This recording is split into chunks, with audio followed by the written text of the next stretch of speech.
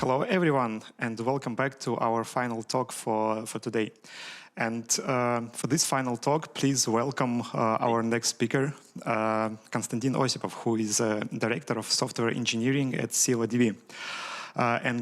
Today we will be talking about scaling Raft consensus algorithm. Hello, Konstantin. How are you? Hi, I'm good, thanks. How are you? I'm good too, and I'm glad to see you at our conference. Konstantin, some time ago, after I read the famous Google paper about how they made Paxos live, I was always wondering about the gap between the ideas that are presented in, let's say, academic papers and the challenges that engineers face when they try to implement these ideas in practice. So I'm really excited to learn about what you're going to talk today, and hopefully there will be a lot of things that people can apply in practice when they will be implementing their own Raft implementation. Yeah, and maybe you know that a Raft paper was born as an answer, as a response to the complexities of Paxos. So today we'll see if Raft is any simpler. Yeah. I'm really excited to learn about that, and for everyone who is watching this talk, feel free to ask questions during the talk, and we'll be trying to answer them as we go through the slides. So shall we begin?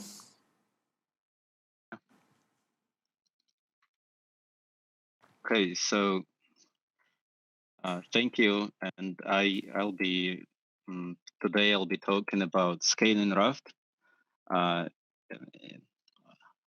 Put differently, it's about applying Raft to circumstances of ScyllaDB, a distributed database I work for. And about myself, I've been involved in databases for quite a long time. MySQL, Tarantul, now ScyllaDB. And in Scylla, I'm working on distributed algorithms, so I know a thing or two about Paxos and Raft. And this talk, I'll begin by explaining what ScyllaDB is and what problem we are trying to solve, so that you can get the context in which we are going to apply Raft. Then I'll make a Raft introduction. So while I'm introducing Raft, I'll begin showing some of the complexities that arise in the context we are going to use it in. Then I'm going to talk about our extensions, what we did to actually make Raft scale, and I'll define scale by scaling to many nodes and scale to many groups, and I'll define that, and then we'll have a chance to respond to your questions. So what is ScyllaDB? There are lots of databases out there, and there are NoSQL databases, relational databases. ScyllaDB is a distributed, large scale, so it can run many nodes and store lots of data, like hundreds of terabytes of data. Implementation of Cassandra. It's eventually consistent. Its main focus on low tail latency, so that you can put and get your queries quickly. You could look at it as a very powerful, and by powerful I mean extracting lots of performance from the hardware implementation of a NoSQL database. And before I talk about Raft, let me just describe the landscape of Scylla, what it means to be an eventually consistent database, how Scylla handles queries, and why we have the need to scale Raft. So Scylla is a distributed, highly partitioned database. By highly partitioned, I mean that pretty much every key has its own set of replicas, can have its own set of replicas. The way it happens is that Scylla does use a variant of consistent hashing, which means that every node that is present in the cluster, its value is like signature node ID is hashed, and we get a number which you throw on a numeric ring. And in order to determine which key belongs to which node, we also hash the key.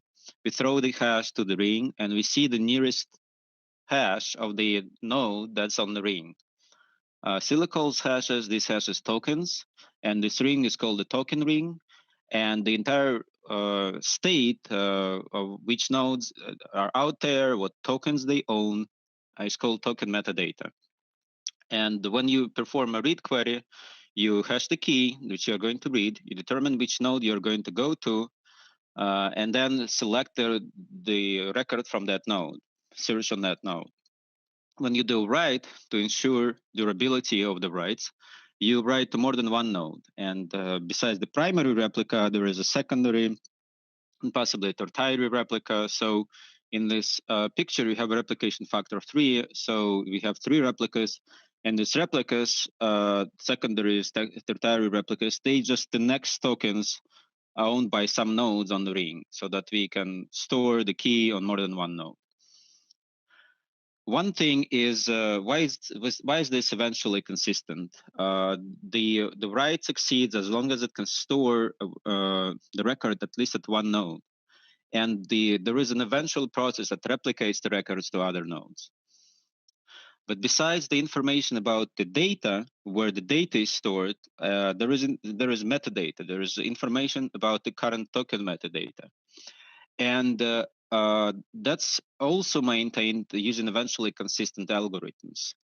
So the metadata, what tokens are out there, what nodes are out there, what nodes are alive and dead, is spread through the ring. Every member of the ring, every cluster node has its own copy. And Scylla uses an epidemic, eventually consistent algorithm called gossip to just distribute that data. The idea is that as long as you have just one change at a time, a ring can be, every node in the ring can be either in the previous state where it knows about the previous state of the ring or in the new state. So in order to address like even eventually consistency concerns in this situation, Scylla makes sure that when there are topology change operations, there are sufficiently long timeouts to make sure that everybody in the cluster learns about the new node, that the data is being distributed to more than the replication factor. So if we have a ring that is like has 3 nodes and replication factor 3, and we added in the 4th node, that 4th node is going to get the writes while it's being added, so that we just make sure that the data is going to be replicated to it while the topology transition is in progress. And that ensures that the eventual consistency works. The only problem with that approach is that it's not always the case that you have just one operation happening at a time. Imagine you are trying to add a node to a ring, and there is a failure of some node, and you have to remove that node or somehow address that failure. So with serverless, we also have another issue that there is a Kubernetes operator now operating on the ring, and the Kubernetes operator it's not a human. It cannot always ensure that the ring is in fully transitioned from the previous state. And this is another reason why we need a strongly consistent algorithm. So right now our documentation says like, just don't add more than one node at a time. Don't add nodes when some node is down. With serverless, we cannot always guarantee it, and we would like to use a strongly consistent algorithm to maintain topology information. And then the final bit, the schema information. The schema information is also eventually consistent, is also distributed through a form of gossip. And that means that the replicating schema statements, it uses its own write path, and every member of the cluster is prepared to work with a slightly outdated schema. The way it works is that if you send the query to a node, and that node doesn't have the version of the schema that the client has, it just fetches that version from the nearest node, or if it has a more new version, it can convert data to the version of the client, so that the schema of the record is either upgraded or downgraded on demand to match the schema of the client. And this information is also eventually consistent. So it's allowed to make schema changes. You shouldn't do it, but there is no prevention Again, schema changes happening on in a cluster that's split, that is experiencing split branch situation. So in theory, you could add a column to a table in one part of the cluster and add another column in another part of the cluster, and later this information is reconciled. And this is not always, of course, successful, because not every schema change can like be eventually reconciled into a common schema like here. And this also leads to some funny situation where we would like to apply strong consistency. So to sum up, there are strong needs for strong consistency in Scila.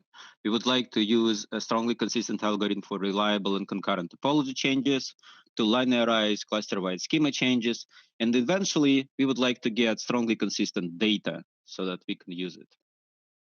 So welcome Raft, an algorithm we decided to adopt to implement these features.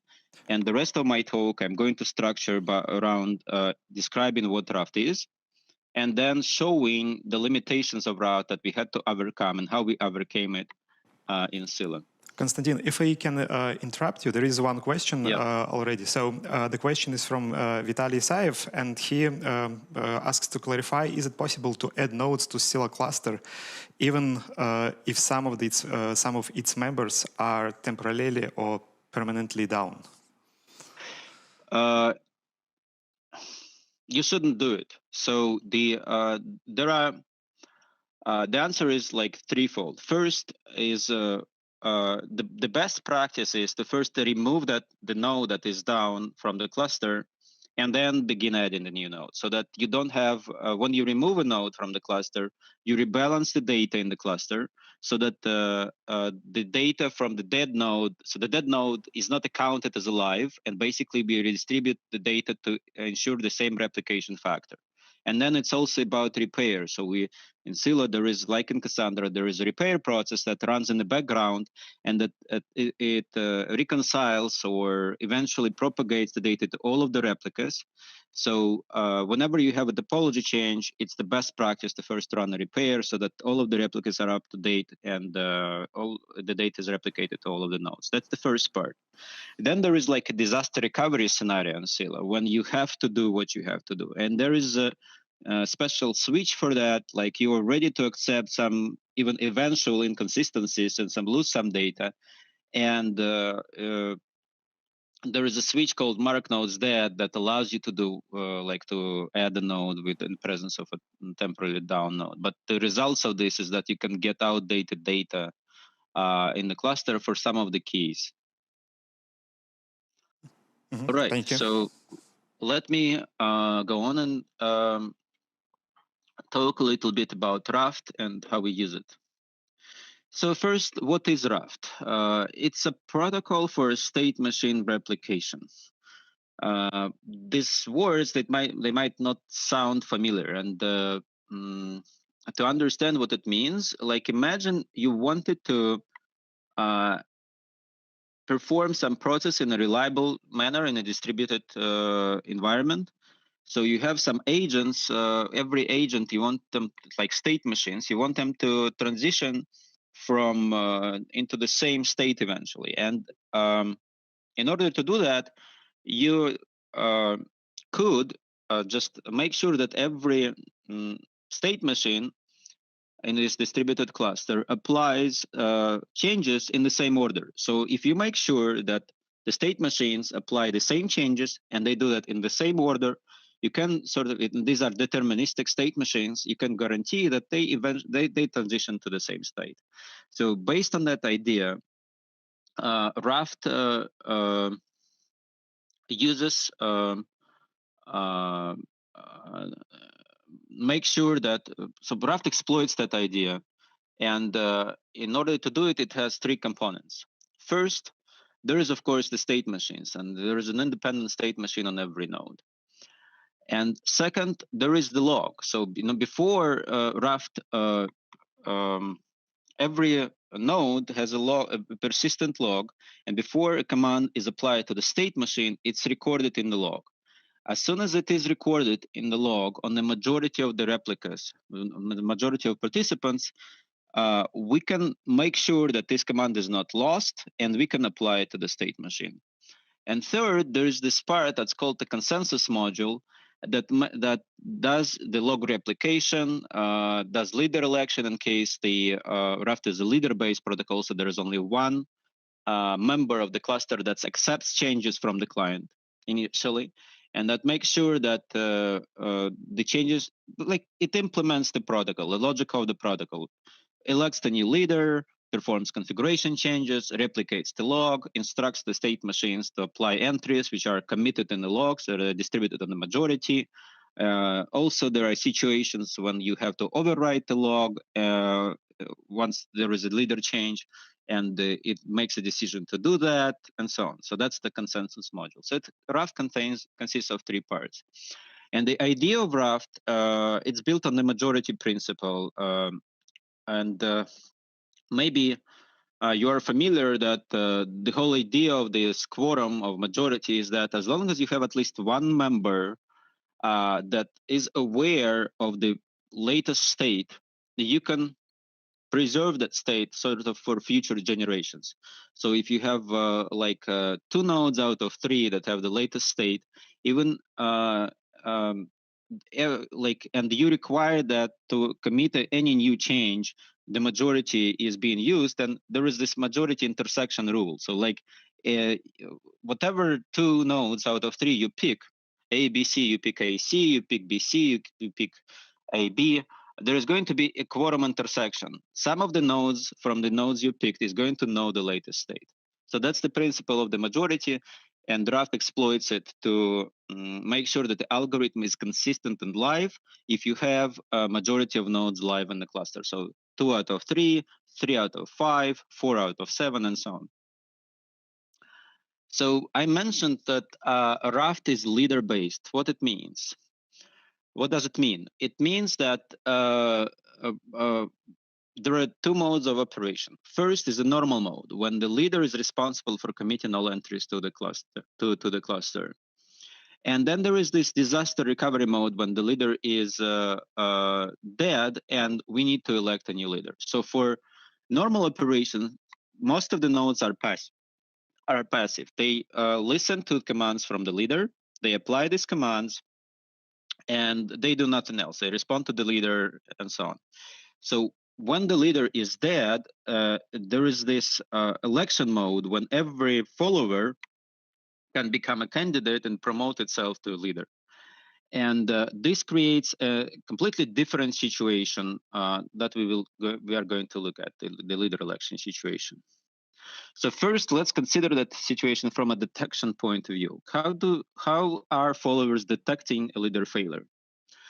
One of the leader's responsibilities is to regularly ping the followers.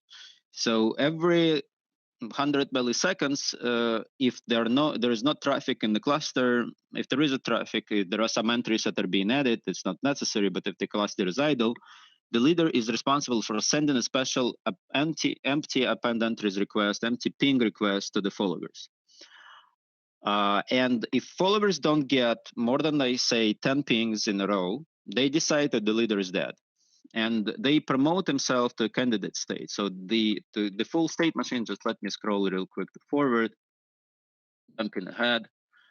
That would be the full state machine of a node. So it starts as a follower, and if it times out and it starts a new election, it promotes itself to a candidate state, and then it can win an election. We will talk a bit in a second, in a bit, what it means to win an election.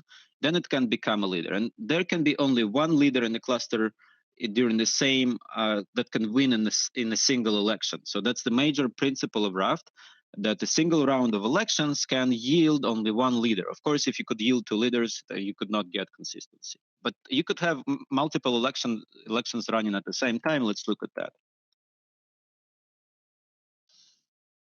Let me go back to my slide. Before we move on and we discuss elections, please acknowledge one moment that the bigger is the timeout before a candidate, a follower becomes a candidate, the more patient it is, the the lower is the liveness of the algorithm, the lower is the availability of the cluster in case of a leader failure. So if you have to wait, you of course cannot commit new entries, and the leader might be dead, but you're still waiting because the leader might be alive, and so on. So how do elections happen? Imagine there is this election timeout, and nodes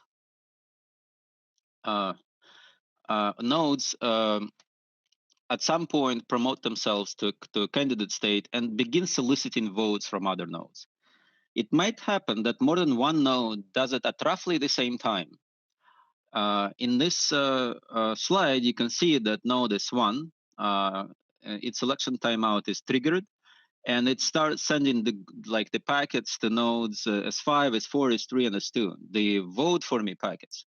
And if node S1 has a sufficiently up-to-date logs, S5, S4, and S3 are going to vote for it, and we are going to get a new leader, and we are going to be happy. But quickly afterwards, node S2 is becoming a candidate as well. Of course, it's not aware that S1 is already a candidate. It's a distributed system. So it also might happen that S2 sends its vote requests to other nodes and gets some of the votes, but not enough, not the majority to become a leader. And that's a situation that's called split votes, and it's a major liveness concern in Raft. And I'm going to talk how we address that concern, because we are using Raft for very large clusters.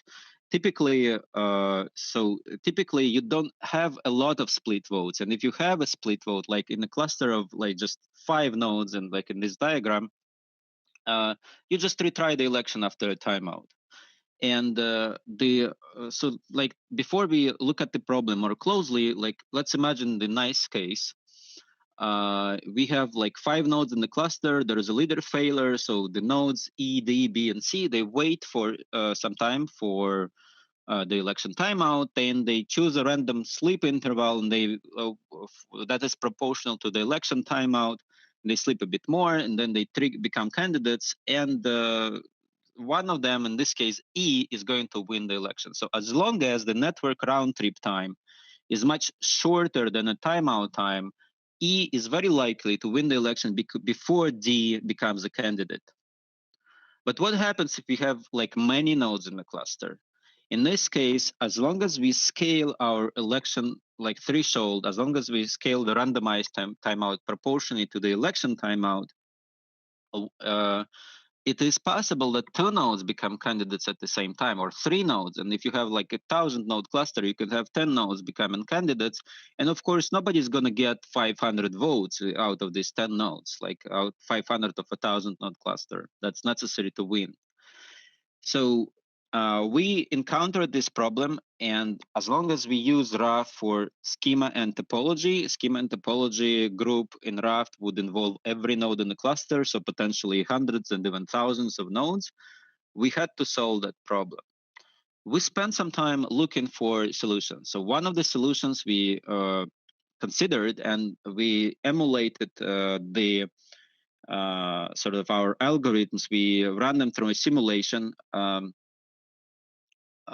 in slow networks, in networks that lose packets, with large number of nodes, with small number of nodes, to see if nothing, if the main case is not impacted. So we try to use Gaussian distribution for the election timeout, so that like most of the nodes would trigger the timeout at the end of the range. So let me show it here. Just a second. Here at the end of the range, and this worked quite nice, like till the cluster size got above 300 or 400 nodes. And there were also issues when you have some asymmetric failures. So some of the nodes, basically, if the cluster is, in addition to be very large, is also struggling with the network, then it also didn't show good results. So then we started to think, maybe we could exchange information about like who won the election the last time to only like run the next election among the winners. We started to apply some complex algorithms, but the solution actually turned out to be quite simple. And that was, instead of using normal distribution, Gaussian distribution, retries, 2 total elections. We just needed to scale the election timeout proportionally to the cluster size, not proportionally to the election timeout itself. Turns out that it doesn't impact liveness in any way. So most of the times, there is a node that's quickly becoming a candidate, even if you have like thousands of nodes. So it's just, but if that doesn't happen, your election can run for, instead of like typically running for a second, nodes can wait for 10 seconds, 100 seconds, even very large cluster, because before they even trigger that they become a candidate. But because there are so many nodes, it's very likely that some of them, there will be a sufficient amount of nodes that will try to become candidates in this environment, and the liveness will be preserved. So the other problem we had to solve is the whole detection performance, like failure detection performance. Imagine I mentioned that we plan to use Raft for schema changes, for topology changes, and for data. And before that, I said that in Scylla, pretty much every key could have its own set of replicas. So if you imagine a cluster, say, of 100 nodes, and the replication factor of 3, that gives you a huge combinatorial like permutation number for possible replicas, and therefore for possible groups in such a cluster. And every group in the cluster has to have a leader and has to ping the followers. So we get every second, every 100 milliseconds, we get the number of pings that's squarely proportional to the number of groups, and the number of groups can be much larger than the number of the nodes. So we had to do a shared failure detection, and a shared failure detection idea is that every node pings every other node, but this information is shared between many Raft groups on that node, so that they don't do their own pings. And by the way, if you look at some other implementations that had the same problem, TiDB, etcd, CockroachDB, they don't do it. They don't share a failure detection. They multiplex pings from many groups into like very large packets, so that they save a bit on the network traffic, but they don't save on the computational complexity of the problem, because they multiplex it and deliver the ping to every other group.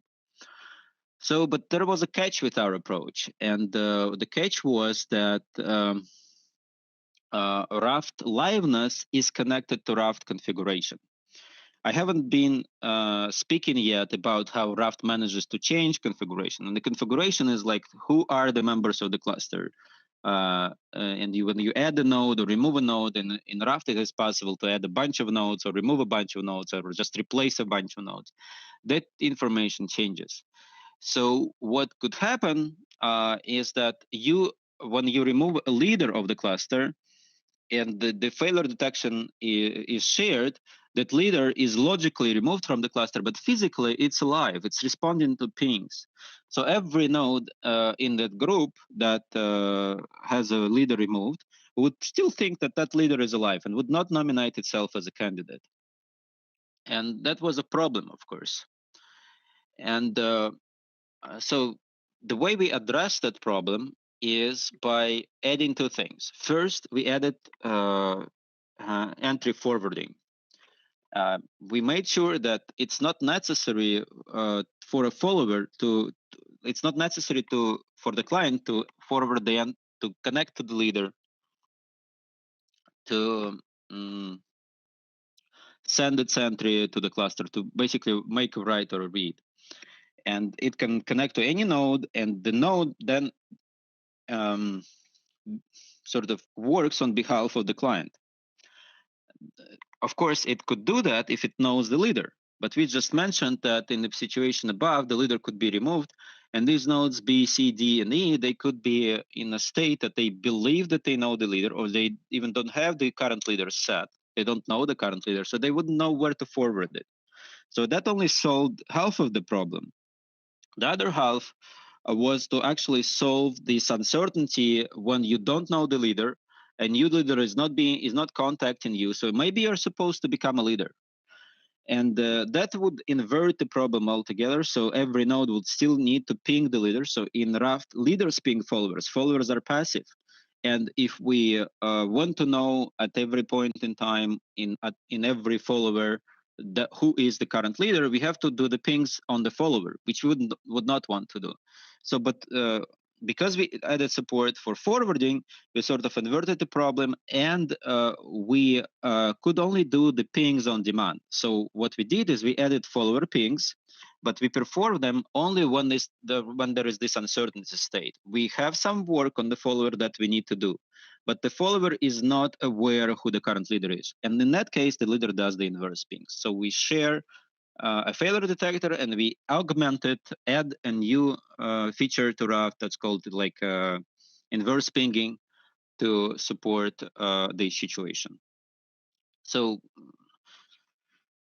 and if there is a traffic in the cluster, of course, and there is a leader in the cluster, then followers learn about who the current leader is, because the current leader will send append entries messages to the followers. So that's the second extension we did. Finally, I'd like to talk about a few extensions related to configuration changes. Before that, let me briefly explain how configuration changes work in the Raft itself. Raft uses a very neat idea of pushing the configuration changes through the very same replicated log that holds the actual data entries, changes to the state machine. So the log is used for two purposes. One is to store entries to the client state machine, to the user state machine. And two is to store the entries for the consensus module itself. So the consensus module also has some persistent state that it could store in a or you could at least sort of present it that way, so that it can store some part of its persistent state in the log. And with that, configuration changes in Raft are actually quite simple. There are two configuration changes algorithms described in a Raft paper and in the community. One is simple changes, and here on that slide I demonstrate how they work. So basically, as soon as you want to change, add a node or remove a node, you add an entry to the log, and every member of the cluster, as soon as it gets that entry, it doesn't matter whether it is committed or not yet, it applies it, and it assumes that the cluster has transitioned to the new configuration. If there is a leader change and the log is overwritten, then there is going to be another entry, and this configuration will be reverted or overwritten. And this works only if you add or remove a single node. If you do add or remove more than one node, it's been proven that this algorithm doesn't work. So there is a more complex algorithm that's called joint configuration or joint consensus, and it splits the problem of configuration changes into two. One is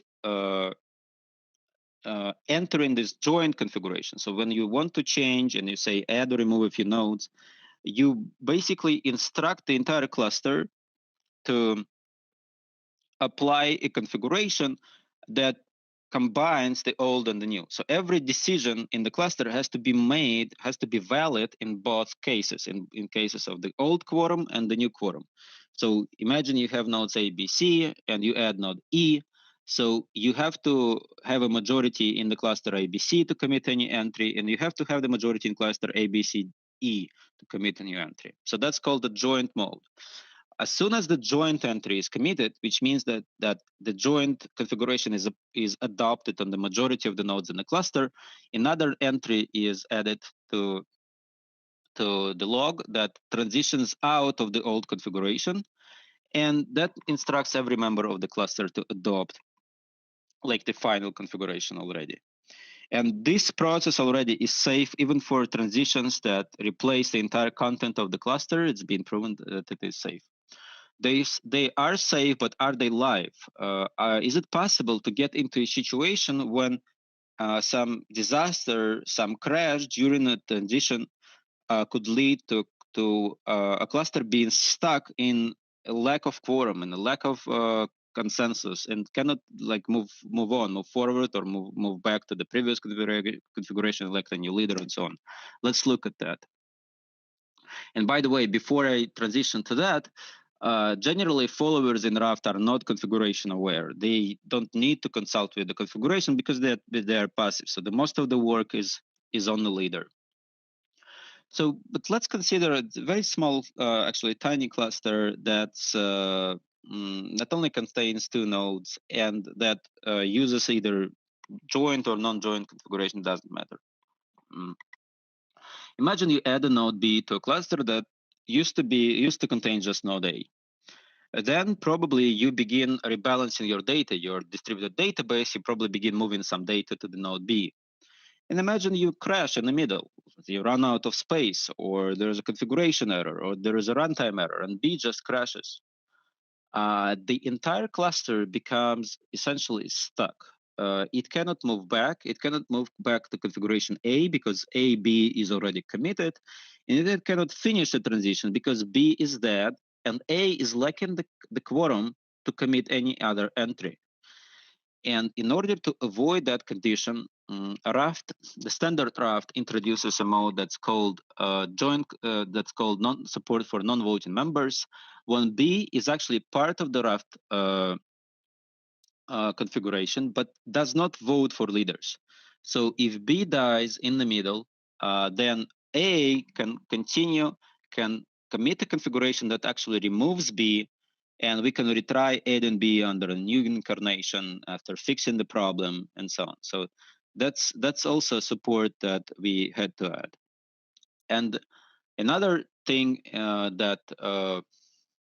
another extension that we added is I'm building up to something. Just wait, because there is an interesting problem that's we just need these ingredients to describe that problem. So another thing that we added is a support for non-voting members, for pre-voting. I'm sorry. So the standard diagram, state transition diagram in Raft is simple. It's every node can be either a follower, a candidate, or a leader.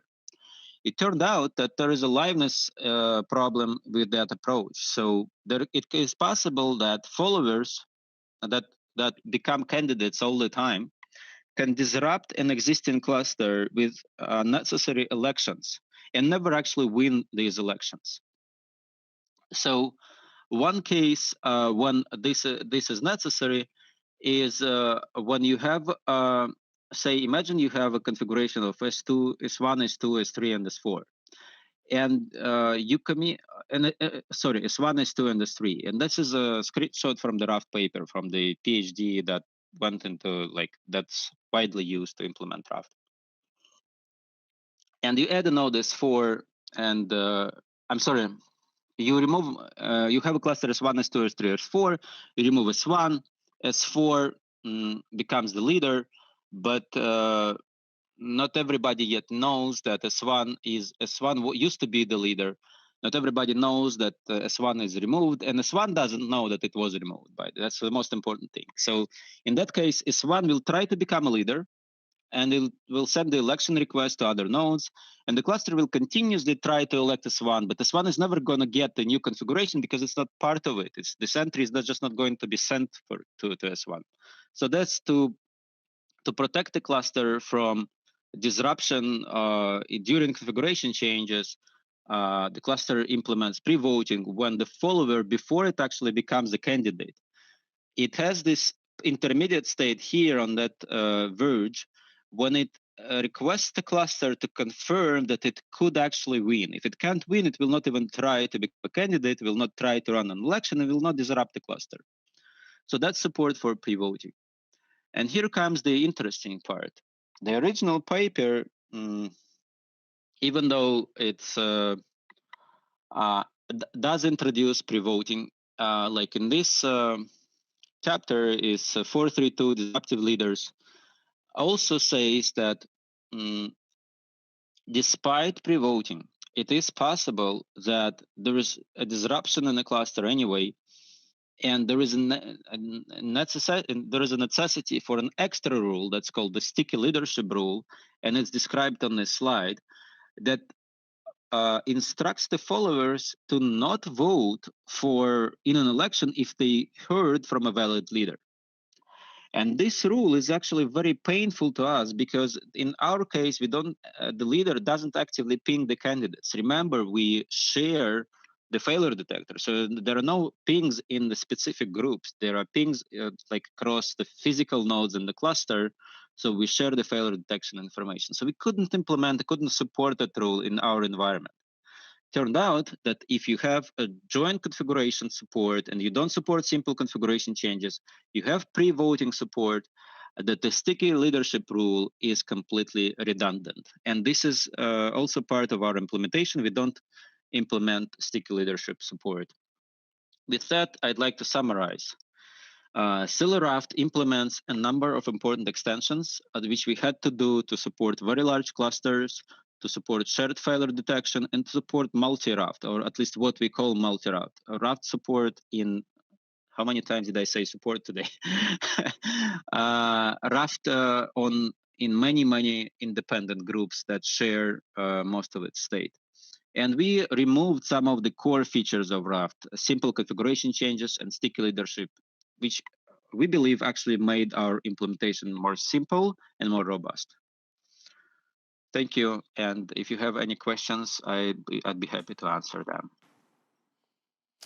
So, Konstantin, we do not have any questions in the chat so far, but I do have a few questions. So probably we'll just discuss them and see if people have more.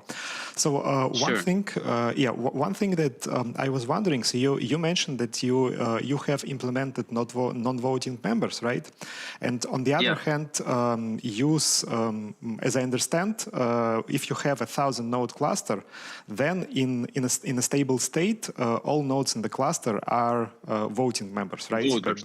Yes. Yeah. Yes. So we had a debate around this. It's a great question. Thank you. I didn't mention it. And yes, some of the implementations they suggest that if you have a very large cluster, you only enable few nodes as voters. We consider that, and in Scylla we believe in homogeneity. So we believe that every node should be alike. It should be simple to add or remove nodes. There should be no special nodes in the cluster. We spent a lot of time in removing the concept of seed nodes from Scylla. These are the special nodes which should be alive. So at this point, at least, we decided to make sure that our implementation is efficient enough so that we can support voters in, like every node can be a voter, rather than just select a few nodes as voters. But we can always revert, like having non-voter support would allow us to do it. Mm-hmm. I see. Yes, and now we do have one question from our audience. This one is from Mirza Aliyev. And he's asking this thing. So Raft algorithm is based on inequality that election timeout must be an order of magnitude less than mean time between failures. And in your approach, when you scale up the cluster, it seems that you can end up in a situation when mean time between the failures will be close to the election timeout. So does it bring any inconsistencies or problems with your implementation?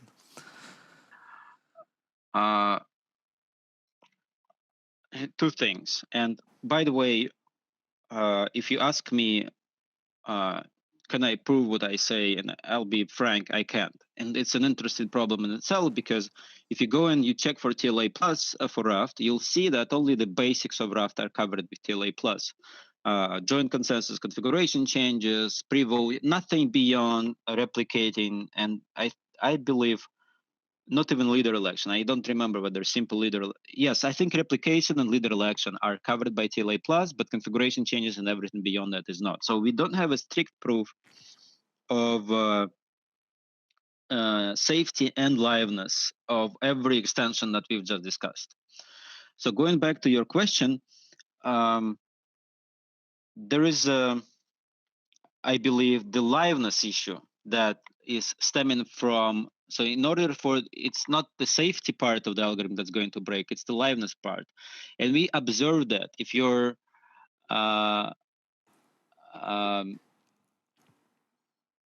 election timeout is close to mean time between failures, you are essentially going to be stuck with elections. You're never going to elect a leader. We could observe that.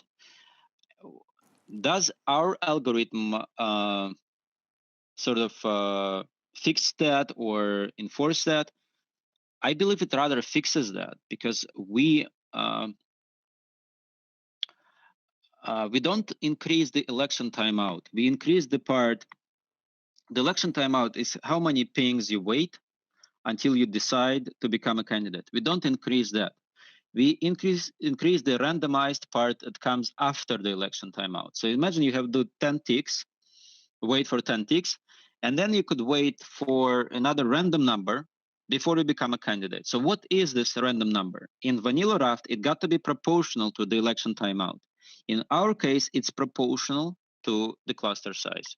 And the numbers we got are pretty good, like the simulation numbers, the liveness numbers. And of course, if you go back to testing, we cannot imagine we run TLA plus for the whole thing. Even if we could write it, running just the simple TLA plus for the basic Raft takes hours and hours. So we just use randomized testing, nemesis testing, simulation testing to cover as many cases as possible.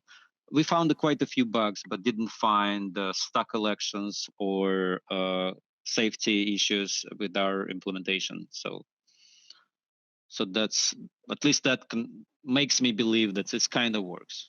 Mm-hmm. Yes, and I think it also matches my understanding, because Raft is expected to be safe in arbitrary message delays, right? And I think we can simulate or just imagine that this increased election timeout that is increased arbitrarily can be simulated, but just delaying the message in the network, and so the Raft still should work correctly in this case. So yeah, I agree that the safety property should not be a concern in this case. Yeah, thank you. Actually, that's even it's a better answer than I could give. Thanks. Yeah, we yet have no questions so far, but I do have another question. So you mentioned the pre-voting phase to actually allow the cluster to be live, right? Because in certain network configurations, there may be cases when without pre-voting, the cluster can be stuck. I was wondering, did you also implement the check quorum thing? Because this is one of the configurations, for example, in etcd, and the second improvement is also required for, let's say, strict protocol liveness. You would have to tell me more, but I can say one thing about etcd. If you go back to the cloud, the whole pre-voting story became big after the Cloudflare failure in 2020. And I don't know if you read the postmortem. It's actually quite an interesting failure and quite an interesting postmortem. The culprit was etcd that was running on a previous version that was not running with pre-voting enabled. So we only started implementing the Raft when we read that postmortem, so pre-voting became a big thing for us. And if you also remember that story, like there was this tweet by Heidi Howard, like, "Hey, Raft is broken because look at what happened to Cloudflare that uses Raft," and so on. And this is why we just Raft is not broken, but pre-voting is essentially not an optional part. So that's one part of the question. And I believe when you are asking about check quorum, you probably mean read barriers and reading on followers. So yes, we do support reads on followers. That comes hand in hand with entry forwarding. So followers can send read barriers to the leader, and they can forward entries to the leader. We did it together. I see. Yeah, actually, I remember that post, and there was a follow-up from, I think, Heidi and some other person where they described that, yeah, vanilla Raft is basically there are situations when it's not live, but then there are these two improvements that are, I don't remember if they fully covered by the PhD thesis or the follow-up papers, but yeah, well, once you have these two things, it's amazing. Yeah, whether or not they are covered. So, and it's also a story, I think. I've been when I started, I became familiar with Raft when it just came out, but I wasn't really looking into all of the details. And when I started implementing it, I did a part of archaeology. So I looked at the history of the Raft mailing list, at how the paper was developed and extended, at how people were sending sort of issues that they found with the initial implementation. And I believe that pre-voting and sticky leadership rule was sort of a later addition. And I believe even joint configuration was a later addition as well. So these are the major parts of Raft. Like without them, I think things would break quite badly. And if you look at these parts, and you look at the algorithm as a whole with these parts added, you could probably come up with something much simpler. And this is why I say that first, Raft is not easy, because the whole story of Raft was this Raft study. The PhD contains a major chunk where they survey students, they present multi-access to them, they present Raft to them, then they ask questions, and they sort of statistically prove that students are able to answer questions better after the same time spent with Raft and the same time spent with Paxos. So, but the tricky part is that at that point, the algorithm didn't contain like sticky leadership, pre-voting, and all of these extensions. So it wouldn't be fair. So Raft is not simple. That's the short part.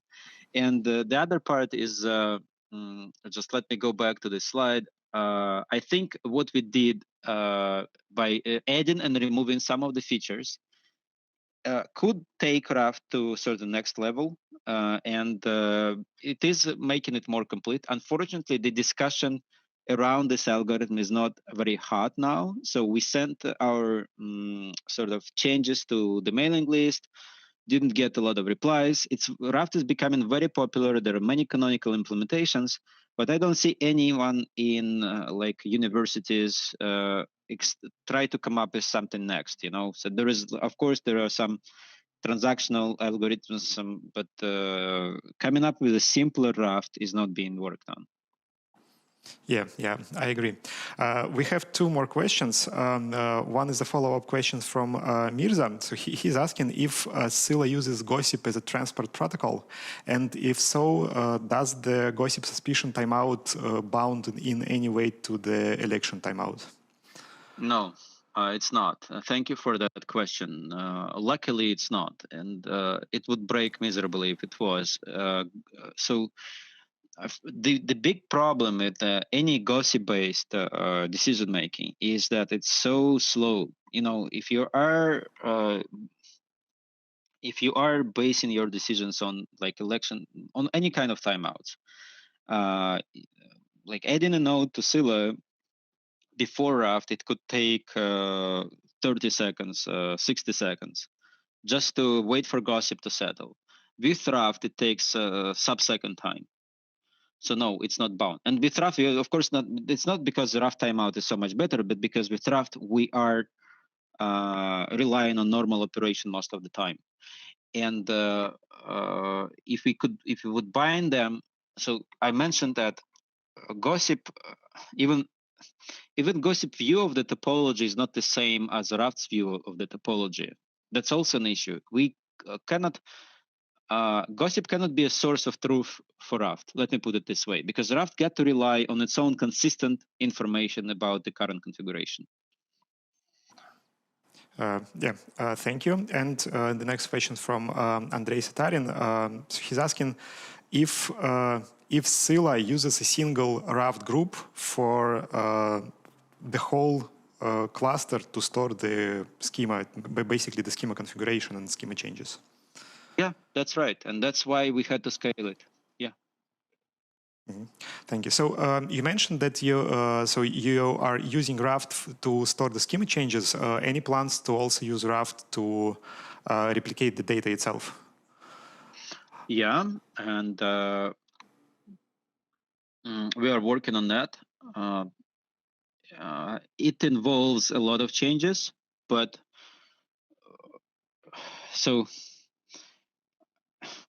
when we discuss replication, it's not just about replication. It's about how we partition data. So right now, Scylla uses hash partitioning, and we would like to have a configurable partitioning, which we call tablet partitioning.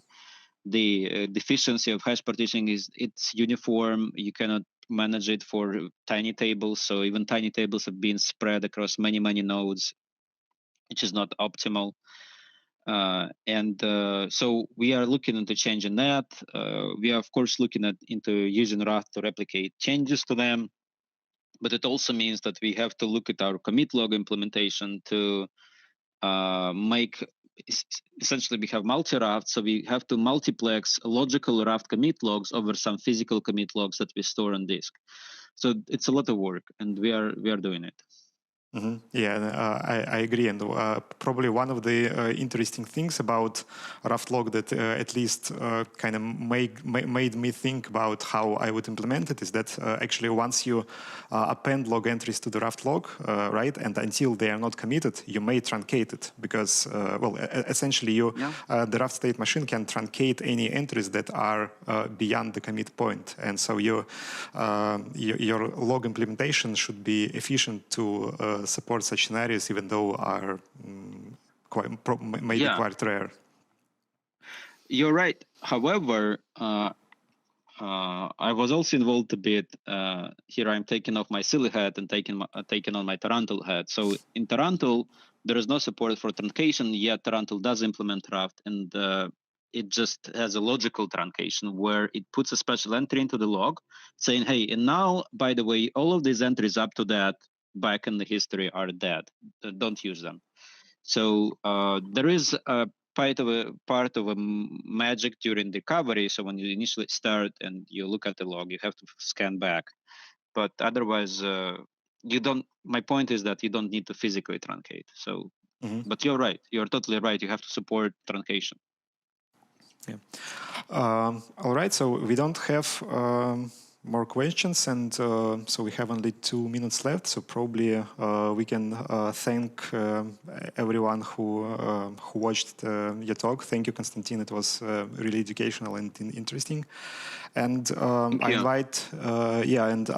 invite everyone to join our discussion group in Zoom. I believe the link will be in the chat soon. And see you there. And thank you again, Konstantin. Thank you. Thank you very much. Bye-bye.